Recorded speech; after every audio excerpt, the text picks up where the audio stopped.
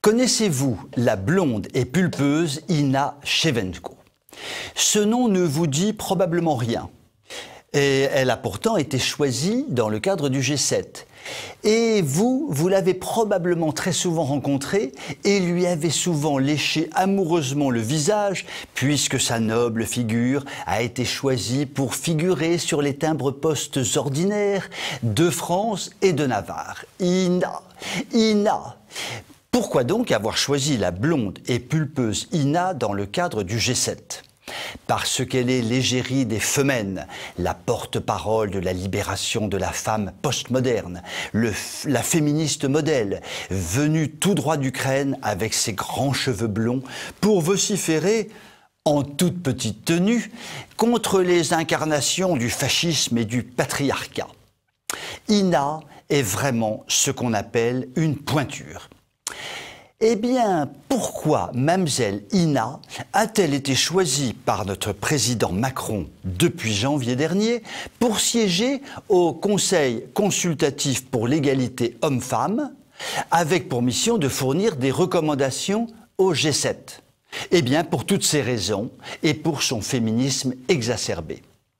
Elle fut donc propulsée au milieu d'une assemblée hautement recommandable, puisqu'on y trouvait la plantureuse Marlène Schiappa, qu'on ne présente plus, ou encore Caroline Fourest, journaliste de son état, pourfendeuse de cateau devant Allah et son prophète, et pristaline de l'honnêteté intellectuelle. L'objectif du dit conseil est d'apporter, j'ouvre les guillemets, son expertise pour intégrer les problématiques de genre dans l'ensemble des réunions ministérielles.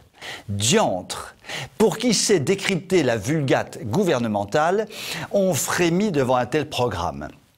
En fait de parité, le G7 effectivement est bien à la traîne, puisqu'il n'y a qu'Angela Merkel pour mettre un zeste d'une fantaisie féminine toute relative, avouons-le, dans cette honorable assemblée.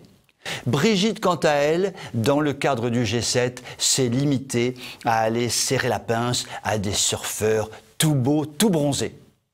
Il était donc important de prendre le problème à bras-le-corps et de le confier à une assemblée composée, je cite, d'experts et de personnalités de haut niveau issus de la société civile internationale. On se demande bien ce que Mamzelle Inna est venue faire là-dedans. L'histoire ne nous dit pas si la belle Inna a siégé dans le vêtement qu'elle affectionne particulièrement, à savoir son plus simple appareil. En somme, il ne manquait plus que Greta Thunberg, la ridicule petite Suédoise qui mérite une bonne fessée, dixit un député, pour que la fête soit complète. Vous pouvez m'écrire si vous le voulez. À très bientôt.